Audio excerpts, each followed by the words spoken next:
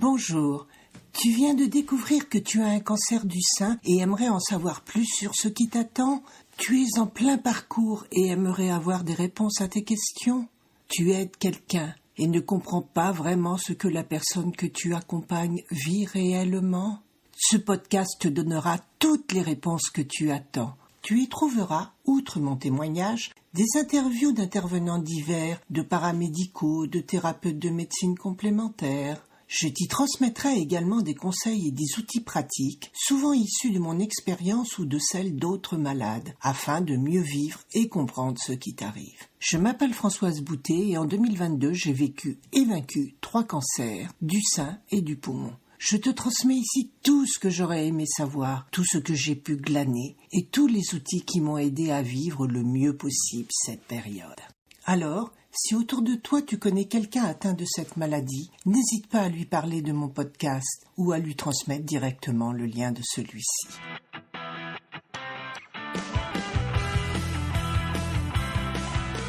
Bonjour à toutes et à tous qui nous écoutez dans ce nouvel épisode du podcast Salade de crabe. Aujourd'hui, j'ai vraiment l'honneur et le plaisir de recevoir Candice Politis, une sœur de combat, une sœur de galère, que je connais maintenant depuis un peu plus d'1 an, si je me souviens bien. Oui. Et que j'ai connue bien par les réseaux, parce que sur les réseaux, sur les groupes de discussion, on fait de très belles rencontres. Et mon âme de libraire a été d'autant plus attirée par Candice que c'est une écrivaine qui avait déjà écrit plusieurs romans et qui a fait un livre de son parcours cancer, dont je vous parlerai un petit peu plus loin. Donc, Candice, peux-tu te présenter en quelques mots? Déjà, merci Françoise de ton accueil et de cette tribune que tu m'offres. Je suis ravie de partager ce moment avec toi. Donc oui, je peux me présenter. Donc, je m'appelle Candice. Je vais bientôt fêter mes 44 ans. Je suis une octobrette. Voilà, octobre rose dans toute sa splendeur. Je suis maman de 5 enfants. Je suis mariée. Je travaille en tant qu'accompagnante d'élèves en situation de handicap dans une école. J'écris, c'est ma passion. Je cuisine aussi, c'est une autre de mes passions. Et j'ai été touchée par le cancer du sein sans m'y attendre à mes 40 ans. Il y a 3 ans à peu près, il y a 3 ans, voilà. Alors, peux-tu nous parler de ton cancer, mais en quelques mots, juste pour que nos auditrices principalement et nos auditeurs sachent ce dont tu as souffert? Eh bien oui, j'ai été touchée par le cancer du sein, un cancer diagnostiqué, identifié comme triple négatif, donc un cancer qui n'est pas hormonodépendant, donc qui n'est pas lié à l'activité hormonale dans le corps et dont on ne sait pas expliquer les raisons, mais donc un cancer qui ne répond pas au traitement d'hormonothérapie. Donc une tumeur agressive, invasive, un grade 3, diagnostiqué dès le départ. Et comment je m'en suis rendu compte? Juste en passant ma main machinalement, comme ça, sur mon buste. Et ben justement là, si vous voyez la vidéo, j'ai senti un petit nodule. Et de là, une kyrielle d'examen s'en est suivie jusqu'à ce que le diagnostic tombe, cancer du sein. Donc après, bien, je dirais la suite logique, Ben après, chimio, enfin, tout va très vite après. Hein. La ouais, prise on n'a en pas le charge va temps. très vite parce que plus le cancer est pris à temps, meilleures sont les chances de De s'en guérison. sortir, hein, Ouais, oui. exactement, exactement. Et tu en es où justement maintenant? Alors, j'en suis à 3 ans. J'ai été diagnostiquée il y a 3 ans. Donc là, je suis toujours sous un protocole de surveillance trimestrielle avec une consultation trimestrielle par mon oncologue, mon chirurgien, ma radiothérapeute. Je subis également une mammographie annuelle et j'ai toujours des soins de support, d'accompagnement pour la douleur et également des chirurgies au niveau de la réparation du sein, parce qu'une chirurgie réparatrice, c'est pas une chirurgie esthétique et ça demande plusieurs passages au bloc. Donc voilà, j'en suis là. Donc tu as eu mastectomie. Oui, Voilà, parce que souvent il peut y avoir plusieurs niveaux. Ça peut être tuméroctomie, ça peut être tuméractomie, mastectomie, effectivement. ça peut Ouais, être. tout à fait. Donc tu fais partie de la grande famille des Amazones. Exactement, mais avec un sein reconstruit. J'ai perdu mon aréole dans la bataille, mais on m'a proposé mon chirurgien. Alors, ce que j'ai bien aimé, c'est j'ai eu la chance dans mon protocole thérapeutique d'avoir un chirurgien qui pratique la décision partagée, c'est-à-dire qu'il explique à la patiente les différentes solutions de reconstruction et la patiente est active dans sa reconstruction. Donc moi, j'ai pas voulu faire une reconstruction, une greffe d'un téton, d'un mamelon. Je trouvais ça trop lourd d'un point de vue chirurgical. Donc, je me suis dit, mon corps, il est devenu comme ça, je le garde comme ça. Mon corps a une histoire à raconter. Et j'ai choisi j'ai choisi de procéder à un tatouage de recouvrement de cicatrices artistique. Donc, je Dans me suis fait délire. tatouer, je me suis fait tatouer un motif floral et un Bambi, parce Oui, que j'adore Bambi. et tu es quelque part le Bambi de nous autres, les guerrières du sein, puisque c'est un peu ton surnom. Et c'est Ouais, vrai que tu Bambinette. as, Ouais. et c'est vrai que tu as la grâce et la délicatesse de Bambi. Donc, ça a été très, très dur avec toute ta tribu, tout ce qui t'est arrivé. Bah, ce qui était le plus difficile, c'est à l'annonce, parce que forcément, je m'y attendais pas. On passe du jour au lendemain. J'ai pas de symptômes, je me sens en bonne santé, j'ai 40 ans, je suis dans la fleur de l'âge. Ah, j'ai une maladie grave.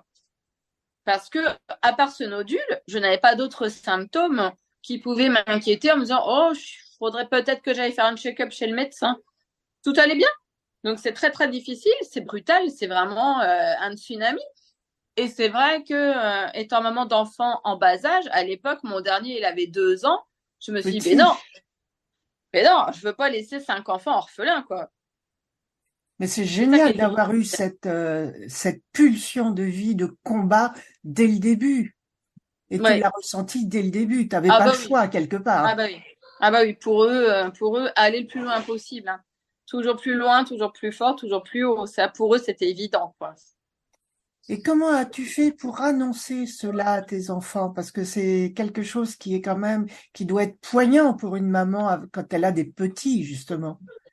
C'est très difficile parce qu'on n'avait jamais eu l'occasion. J'ai pas de grands-parents qui ont été touchés par la maladie. J'ai quand même un grand-père.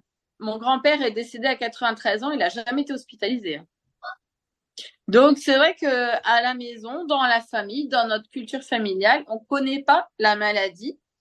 On ne connaît que la bobologie, les angines, les gastro. Et donc, leur expliquer que maman pouvait être atteinte d'une maladie grave, ça a été pour eux aussi une Et un découverte choc. assez difficile, choquante. Donc, il y a eu beaucoup de pleurs et il y a eu beaucoup de câlinothérapie. On s'est fait beaucoup de câlins, on s'aimait très fort. Et après, je me suis dit, il faut que je trouve une solution. Et la solution, ça a été de transformer la maladie comme un jeu, un petit peu à la façon du film La vie est belle de Roberto Benigni, Envie de où film. voilà, où on part, où dans ce film on traite de la déportation, etc. Et où le parti pris de ce papa qui sait qu'il va être Ouais. déporté, c'est de présenter l'histoire comme un jeu. Donc moi j'ai appelé ma maladie mon cancérosaure. Et puis effectivement on a fait en sorte que voilà la chimio, etc. ce soit des petits vaisseaux qui viennent détruire le cancérosaure. Et donc c'est passé, et puis j'essaie d'amener ça de manière ludique, en fait, hein, pour effectivement amortir un petit peu le choc, quoi. Mais comme quoi, tout peut être dit aux enfants et au contraire, il vaut mieux parce qu'ils savent Il faut, exactement ce qui se passe. Parce ouais. que beaucoup de gens, beaucoup de femmes disent je n'ose pas le dire pour ne pas faire peur, pour ne pas faire mal. Mais je crois que la peur, l'attente, l'incompréhension fait beaucoup plus de mal que la réalité. Si on D'autant que sait le les enfants vont être présenter. confrontés, d'autant que les enfants vont être confrontés, alors déjà à l'absence, les allers-retours Oui, à l'hôpital, les transports en ambulance, et puis la transformation physique, la perte des cheveux. Ça, mais j'en ai parlé avec eux. Je leur ai pardon, dit, vous oui, savez, maman va perdre ses cheveux. Donc au début, ma fille m'a dit, ma grande, mon aînée, qui avait 8 ans à l'époque, m'a dit, ah maman, je veux pas te voir sans cheveux. j'ai compris. Elle avait le droit. Donc moi, je me suis dit, OK, j'aurai toujours un bonnet, un foulard ou une perruque. C'est son choix. Elle n'est pas prête. Je respecte son Et choix. elle avait quel âge? 8 ans. C'est venu petit à petit. Ils ont quand même vu hein, que même sous les bonnets, etc., il n'y avait plus les longueurs qui dépassaient, etc. Donc, ils ont compris qu'il se passait quelque chose. Et j'ai attendu qu'ils soient prêts. Et un jour, je leur ai dit, ben, vous avez pas envie de voir quand même ce qu'il y a sous le bonnet de maman? Mais tu leur as Euh, laissé le choix. Tu leur je as leur ai pas laissé le choix. On impensé. a pris le temps. On a pris le temps. Et ton mari dans tout ça, parce que c'est vrai que la posture d'être l'aidant, on n'en parle jamais, mais il souffre autant, voire même plus que nous. Mon mari, ça a été très, très difficile pour lui parce que c'est un enfant c'était un enfant unique. Et son papa est décédé d'un cancer de la plèvre quand il avait Ouais. 25 ans. Et sa maman a fait 3 cancers du sein et elle en Ouf. est décédée en 2012.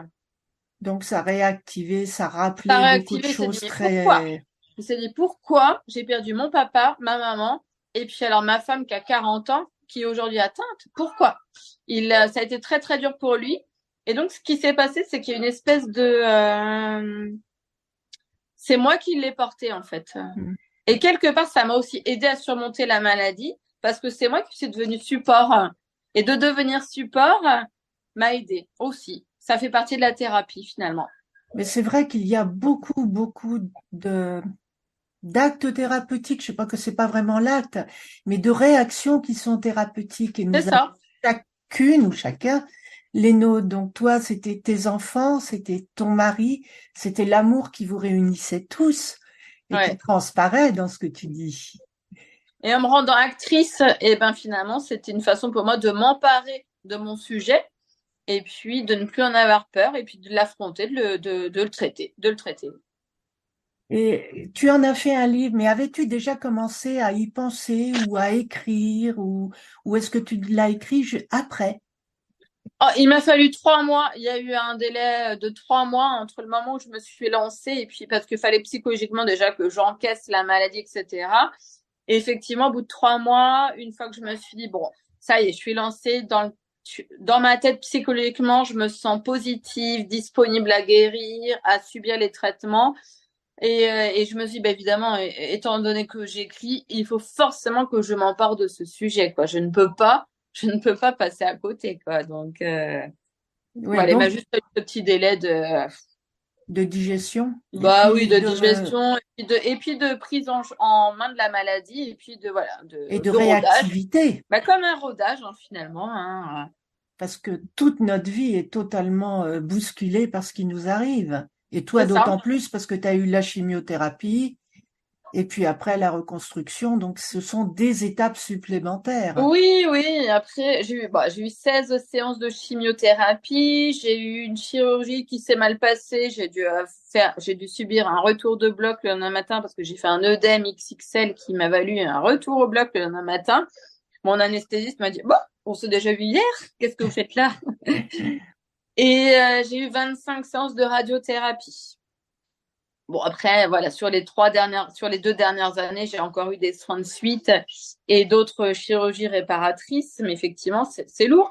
Mais à la fois, peut-être que je suis aussi endurante à la douleur et puis parce que j'ai quand même eu 5 enfants et je compare souvent mon cancer à une grossesse. Bon, Mm. c'est sûr qu'à la place d'une tumeur, j'aurais préféré un bébé, mais en gros, nous les femmes, on a aussi cette capacité à éprouver quoi quand même, hein. Et j'ai un petit peu souvent comparé ça. Toutes ces étapes, c'est moi qui passe, ces difficultés, ces victoires, ces bons, ces mauvais moments, les bonnes, les mauvaises nouvelles, Et c'est vrai, tout. comme je dis, c'est vraiment un ascenseur émotionnel, ce parcours du cancer. Oui, c'est vrai. On monte très haut parce que ça va bien, on a des bonnes nouvelles, on descend très bas parce qu'on est fatigué, parce qu'on a mal, parce qu'on a une Ouais, nouvelle moins bonne. Enfin, on navigue entre les extrêmes. c'est vrai, je suis d'accord avec toi. Mais là, c'est merveilleux de te voir épanoui comme cela et surtout de voir que tu as repris ton travail que tu as Oui, repris ta place dans ta famille, mais de mère, de femme, et non plus uniquement de malade, puisqu'on en est là hein, pendant toute cette ouais. période. Et maintenant, qu'est-ce que tu dirais avec le recul de ce cancer? Qu'est-ce qui a été le Ben, plus dur pour toi? bon, le plus dur, ça a été vraiment ce moment où je savais pas si j'allais survivre ou pas. Parce Donc, que il y avait cette histoire aussi de grade de la maladie. oui. On Donc c'est sait au que tout début, avant de, oui, ça oui, s'est oui. passé quand? C'est Oh, juste bah, après c'est l'annonce? pendant toute l'étape des examens d'investigation Ouais. pour graduer la gravité de la tumeur, savoir si j'avais des métastases ou pas. On sait qu'un cancer métastatique, la survie est moindre. Donc toute cette période, bon, voilà, toute cette période-là, j'ai eu peur de mourir et d'abandonner mes enfants, en fait. Et ce qui est normal. Ça a été ça la période la plus difficile, quoi. La plus difficile, la plus douloureuse de ma vie, quoi. Où je voulais pas laisser. Et en fait, moi, mourir, c'est même pas moi. C'est même pas le fait de mourir moi qui m'inquiétait. C'est le fait de laisser mes enfants orphelins, quoi. Ça, c'est un déchirement pour une maman de se dire, je vais laisser mes enfants orphelins. Ça, c'était un crève-cœur, quoi. Donc ils étaient Donc, petits. ils étaient petits. À l'époque, mon dernier avait 2 ans. Je me suis dit, la C'est, mémoire, elle commence pas à l'âge de 2 ans. Ça se trouve, il se rappellera même pas de moi. hmm. Et ça, c'était un déchirement. Qu'est-ce que j'ai pleuré? Et c'est vrai que le cancer fait remettre tout en abîme, on revoit ses priorités, on revoit, et là on voit vraiment ce qui est important dans sa vie. Ouais, c'est vrai aussi, ouais. Et avec le recul, qu'est-ce que tu pourrais dire de cette épreuve? Est-ce qu'elle t'a apporté quelque chose? Est-ce que tu as découvert des choses Ah sur oui. toi? Bah, elle m'a appris vraiment à profiter, vraiment, à pas procrastiner, à faire les choses quand on les ressent, quand on en a envie, parce que on sait pas si demain on pourra faire. Donc, je vais prendre un exemple concret. L'année dernière, aux vacances à la veille des vacances de février, les enfants me disent, oh, on a envie d'aller à Paris, on voudrait voir la Tour Eiffel. Bon, moi, sur le coup, je dis oui, pourquoi pas, c'est faisable. Et je dis, bon, on fera peut-être ça au printemps, quand il fera beau. Puis après, je me suis dit, bah, non, ils en ont envie maintenant, faisons-le maintenant. On est en février, bah, il pourrait très bien pleuvoir à torrent au mois d'avril. C'est pas parce qu'on va y aller en février que ce sera moins réussi qu'en avril. Et c'est maintenant qu'ils en ont envie. Et donc, on est allé à Paris une semaine plus tard. Et on a vécu une journée de rêve et j'ai des souvenirs. Puis les voir s'émerveiller. Enfin voilà. Et ça aussi pour moi, c'est des souvenirs. Et les souvenirs, finalement, c'est éternel dans la tête. Et j'ai vécu une journée formidable et eux aussi. Donc, apprendre à vivre sans remettre à demain ce que l'on peut faire le jour même. C'est vraiment une belle leçon que tu nous donnes. Et c'est vrai que tu n'habites pas dans la région parisienne. Tu es de quelle région? Nous habitons à La Flèche, dans la Sarthe. Donc, on a Donc, pris le train. En plus, ils étaient super contents parce qu'ils ont pris le TGV pour aller à Paris. Que des donc, petits bonheurs. toute une aventure. Et là, tu as dit vraiment le mot les petits bonheurs.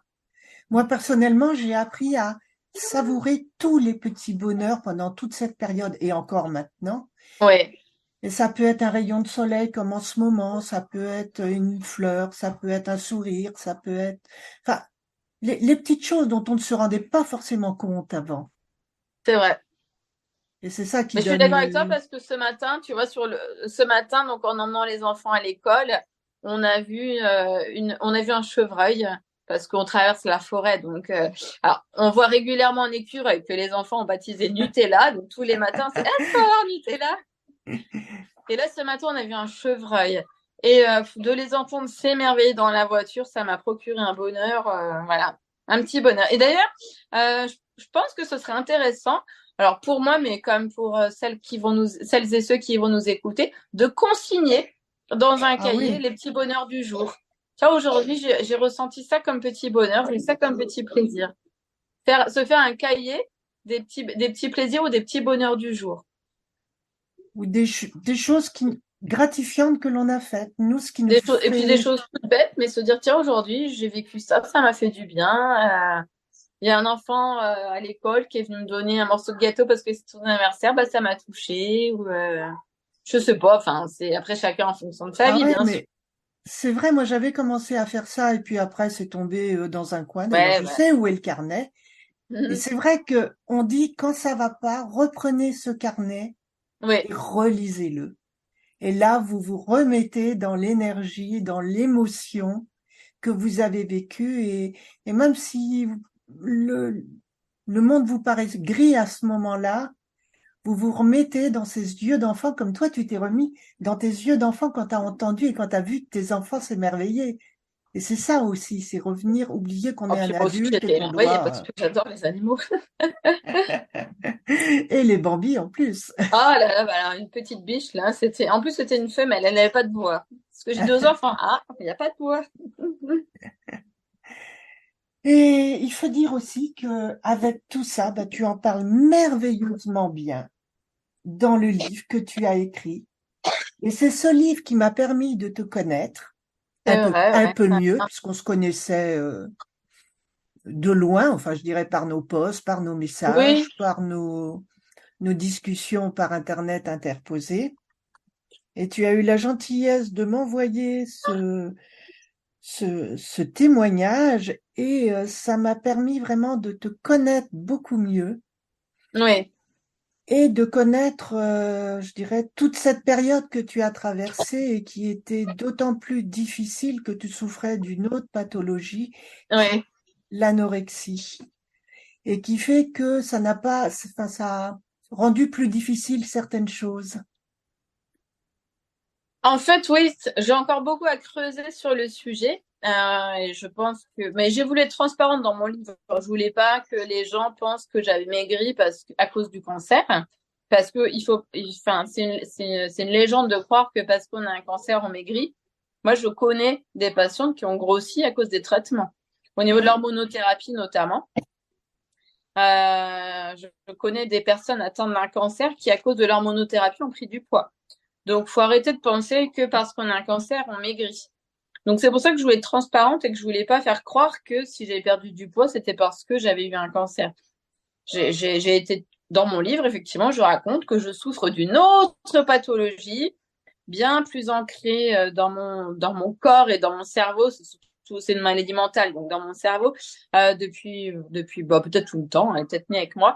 Donc, je voulais en parler, effectivement. Ce sont des troubles du comportement alimentaire. Ça s'appelle de l'anorexie. C'est une psychorigidité sur l'alimentation. C'est la peur de grossir, etc. Alors après, ce sont des maladies. D'ailleurs, tous les praticiens cliniciens que je côtoie, que je consulte, me le disent. Bah, vous savez, Madame Politis, c'est pas une maladie sur laquelle on a beaucoup de leviers et c'est une maladie qu'on connaît pas bien. Puis on n'aime pas traiter cette maladie-là parce que nous, on est des cartésiens. Une maladie, c'est un symptôme, c'est un médicament, c'est une réponse chimique. Une maladie mentale, bah, c'est compliqué parce qu'on n'arrive pas à mettre en face un médicament. Donc, c'est un petit peu le parent pauvre de la médecine et malheureusement, c'est une maladie qui n'est pas bien traitée. Donc, j'en souffre, effectivement, et donc voilà, j'ai replongé avec le cancer et voilà, c'est comme ça, quoi. Mais Je, bah oui, tu t'en sors et tu t'en sors bien parce que tu bah je as m'en plein sors, d'autres disons que choses. j'écoute quand même mon corps au sens où je sombre pas parce que je veux pas être hospitalisée, etc. Mais j'ai une alimentation particulière, quoi.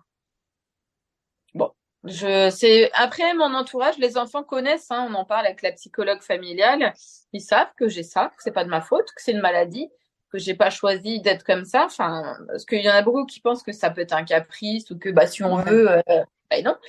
Enfin, c'est pas parce que les symptômes sont pas tangibles comme une angine que c'est pas une il n'y a pas maladie. quelque chose derrière, oui. Ouais, ouais, c'est ça, c'est compliqué. Donc, on essaie de vivre avec ça. Moi, maintenant, j'ai mon instinct de survie qui fait que je descends pas à 30 kilos, par exemple. J'arrive quand même à manger régulièrement pour maintenir un poids de forme qui me permet d'assurer ma vie de tous les jours, quoi. Et tu vois, là, hier, je discutais avec un auteur également. Ouais. J'ai un coup de cœur pour tous les auteurs. Qui a écrit un livre suite à tout ce qu'il a appris et ce qu'il a fait comme technique, comme formation sur le décodage biologique. Et notamment, il parle des maladies et de enfin, leur signification profonde, entre guillemets, enfin, ce qu'elles peuvent dire. D'accord. Alors, j'attends son livre, parce que vraiment, c'est un peu comme, c'est un roman, mais initiatique, où il dit, il veut vraiment vulgariser ce processus, cette thérapeutique, enfin, je sais pas si on peut appeler ça comme ça, cette Ouais. technique. Donc moi, ça m'intéressait pour faire un retour pour tous les malades du cancer ou d'autres choses, parce que il n'y a pas que le cancer comme maladie. Et hier, Ouais. nous discutions ensemble et il me disait que on a appris à avoir une réponse biologique à certains chocs, traumatismes. Enfin, je te dis, je suis peut-être à côté dans tout ça parce qu'en ce moment, je ressouffre de troubles cognitifs et je Mhm. mélange un petit peu, mais c'est ce que j'ai retenu de la bonne heure de discussion que nous avons eue ensemble. Et j'ai trouvé que c'était vraiment intéressant parce que ça va au-delà des livres où on dit le maladie, vous avez mal au poumon, c'est la tristesse, etc. Il y a Ah oui, vraiment d'accord. derrière tout un travail après à personnaliser avec un thérapeute. Et quand j'aurai lu le livre, je me suis promis, et je lui ai promis, de l'inviter comme toi pour qu'il parle de cette technique puisque je veux parler de tous les accompagnements qui peuvent nous aider. Moi, Très j'en intéressant. ai utilisé plusieurs, dont l'EFT qui est mon chouchou. Oui. Et toi, as-tu eu des techniques qui t'ont aidé ou des accompagnements pendant ou après le cancer qui t'ont Alors, moi, déjà, apporté quelque chose? je suis tombée enfin, mon cancer est arrivé juste en post-Covid. Donc, il y avait enfin, au niveau des soins de suivi ou des supports, il y avait rien qui était envisageable. Non. Mais à la fois, moi, je me suis aidée toute seule avec à la fois l'écriture et à la fois, j'ai eu la chance, grâce à mon réseau social, enfin, de vivre une aventure humaine exceptionnelle. J'ai une de mes amies, Annie Convert d'ailleurs, si jamais elle voit ce poste, elle mérite d'être citée, qui a Bonjour lancé Annie. qui a lancé une opération. Ben, on envoie une carte postale à Candice pour la soutenir dans sa maladie. Hein, et je me suis sentie un petit peu comme les enfants à l'hôpital dont on voit que les murs sont tapissés de cartes, etc. Tous les jours, je recevais des cartes, des dessins et des cadeaux, mais j'ai un sac mais plein. Et c'est un sac souvenir. J'ai reçu mais des cadeaux, des fleurs, des chocolats, des bonbons, des bijoux, des œuvres, des photos, et tous les jours, bah mon plaisir c'était comme une petite fille, c'était d'aller ouvrir la boîte de lettres. Et ça, cette chaîne de solidarité m'a énormément émue, touchée. Enfin, ça a été merveilleux, quoi. Donc j'ai eu ça, et puis j'avais mon écriture en fait. Donc Ouais. ça plus ça a été vraiment, enfin, ce soutien sur les réseaux, cette chaîne de solidarité qui s'est engagée, ça m'a porté vraiment au nu. Et c'est vrai que je t'ai découvert bien après la fin de ce parcours cancer. Donc, je n'ai pas pu y participer, mais c'est vrai que Ouais, c'est merveilleux de voir les élans comme ça qui se font, les élans du cœur. mais je reviens pas Et tous les trésors que j'ai reçus. En plus, je faisais un petit peu de rangement et des fois j'aime bien les refouiller dedans pour regarder les dessins d'enfants. Enfin, j'ai une amie qui m'a ramené des boucles d'oreilles de la Martinique avec du sable d'une plage de Martinique. Enfin, mais j'ai des trésors, c'est énorme, quoi. J'aurais jamais cru recevoir tout ça un jour. C'est phénoménal, quoi. Mais ça m'a vraiment, ouais. J'étais comme une petite fille porté. ébahie. Ça aide. Et, et c'est merveilleux. C'est merveilleux. Ou même, enfin, à l'époque, je faisais encore de l'équitation. Là, je faisais encore de l'équitation et donc ma monitrice au Poney Club a coupé des crins de Oui. ma ponette préférée, les a enrubannés et puis me les a mis dans une enveloppe avec une carte. Et en fait, c'était à l'époque où j'allais perdre mes cheveux. Et donc, cette mèche de Coréa, ma ponette, pour moi, c'était un symbole très, très fort, quoi. Et je l'ai même emmenée en salle le jour de ma séance de chimio pour me dire, bah, elle est avec moi, ma ponette. Et symboliquement, elle a perdu de ses crins quand moi, je perds de mes cheveux. Donc voilà, des histoires, enfin voilà, des expériences très, très, très, très fortes, quoi. Et je crois qu'on en ressort, mais tellement plus fort, tellement plus faible au niveau du corps, évidemment, puisqu'on est totalement HS, fatigué, etc. Ouais. Mais quelque part tellement plus fort moralement, peut-être pas dans l'immédiat, mais après, on a cette énergie de vie qui remonte et qui est là. Ouais, plus lucide justement sur ce que représente la vie. Et la chance Une- de l'avoir, d'être en vie, peut-être. Ouais, c'est ça. On a cette lucidité de se dire qu'est-ce qu'il faut profiter de chaque instant. Tout à fait. Et Mm. je te dis encore bravo d'avoir montré toute ta vulnérabilité dans ton livre, d'avoir parlé de tout avec pudeur, mais vraiment avec le cœur. Quand on le lit, on te voit en face de nous, réellement. Merci Françoise. Mais c'est ça que je voulais pas, enfin un témoignage, c'est un témoignage, quoi. Je voulais être moi-même. Mais tu es totalement toi-même Et il et était hors de question pour moi de faire un livre du style, c'est un mode d'emploi. Je vais vous montrer l'exemple. Pas du tout. Je suis pas plus forte ou plus faible qu'une autre. Je suis moi. Je vous raconte mon histoire. Juste ça. je suis tout à fait d'accord avec toi.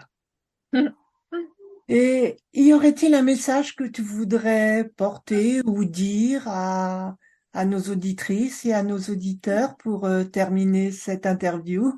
Bah oui, merci Françoise de me laisser cette tribune. Prenez soin de vous et puis si vous avez le moindre doute ou quoi, n'hésitez pas à consulter les médecins, les sages-femmes parce que les sages-femmes sont aussi il y a pas, on n'est pas obligé d'aller voir un gynéco, on n'est pas obligé d'aller voir un médecin si on a un doute, s'il y a quelque chose qui va pas, mais consultez au moindre doute pour ceux que vous aimez et puis pour vous quoi, parce que plus vite et diagnostiquer un problème, plus vite on s'en sort. Donc voilà. Honnêtement, les équipes, il y a il y a une évolution. Enfin, moi, j'avais peur un peu de ça, hein, des médecins qui soient autoritaires, directifs, professoraux, avec un discours cassant.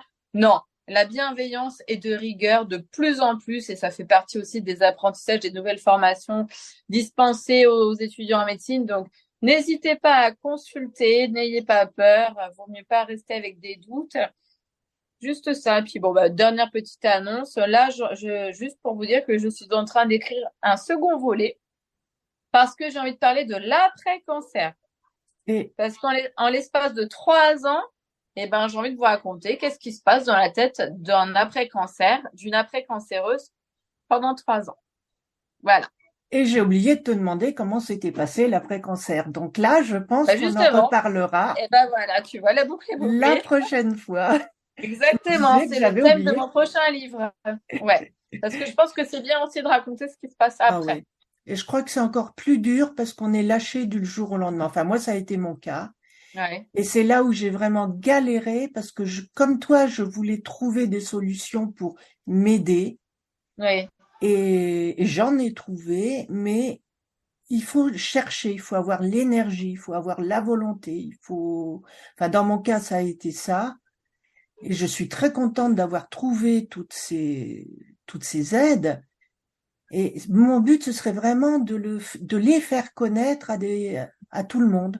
Quand j'entends encore maintenant qu'il y a des femmes qui ignorent qu'il y a des cures post-cancer qui sont prises en charge, euh, je trouve ça vraiment désolant parce bah que oui, il y a des choses qui existent. Après, on choisit de les faire ou de pas les faire, mais il y a des solutions. ouais, c'est vrai, t'as raison. Et je rajouterai juste une chose au message que tu as porté, faites-vous dépister. Bah ouais, Puisque complètement. toi, tu as vu une boule, moi, c'est mon gynécologue lors de mon entretien annuel qui a découvert cette boule parce que Bah je m'en déjà, étais pas rendu compte. félicitations de faire ton entretien annuel parce que tout le monde ne le fait pas. Je dois dire que ça faisait quelques années que je l'avais pas fait entre le Covid, mon ancien gynécologue qui était parti à la retraite, celle qui le remplaçait qui avait toujours l'agenda surbooké ou qui était en arrêt maladie donc là j'étais prête à faire des pieds et des mains et à crier pour dire je veux quelqu'un. Et ça s'est Ouais. fait en une semaine. Et pour la petite histoire, 8 mois auparavant, j'avais passé une mammographie suivie d'une échographie où il Mhm. n'y avait rien. Et comme quoi. Comme quoi, pensez vraiment à vous faire dépister, mais même un frottis annuel peut vous sauver la vie, puisque j'estime que ça m'a sauvé la vie également. Complètement. Super, Françoise. As-tu un mot pour le mot de la fin, Candice? Oh, ben, Merci. Et puis, voilà, quoi, au nom de, enfin, pour la vie, voilà, au nom de la vie, prenez soin de vous. Pour ceux que vous aimez, prenez soin de vous. Enfin, voilà, faut pas penser qu'à ça, faut aussi penser à ceux qu'on aime. Se faire dépister, même si ça nous embête, il faut penser à ceux qu'on aime pour le faire. Oui, et passer au-dessus de sa peur, parce que beaucoup de personnes font un peu la politique de l'autruche. Si je ne Ouais, sais pas, je ne risque rien. Malheureusement, ce n'est pas le cas. Au contraire, ça s'empire. Alors, je suis si vous d'accord voulez avec toi. vous en sortir, allez-y. Serrez les dents, mais allez-y. Surtout que ça fait pas mal. Non. Eh bien, merci beaucoup, Candice, pour ce Merci, moment de François. partage. Merci de ton accueil. Alors, vous retrouverez toutes les coordonnées de Candice et de son livre dans le texte qui accompagne cette interview. Et puis, je vous dis à bientôt pour un nouvel épisode de Salade de crabe, le podcast qui vous aide à traverser le cancer. Je t'embrasse, Candice, et je te Moi dis aussi, à François. bientôt. À bientôt. Et je vous donne rendez-vous dans le prochain épisode de Salade de crabe, dans lequel je vous parlerai du gros traumatisme qu'induit le cancer. À bientôt!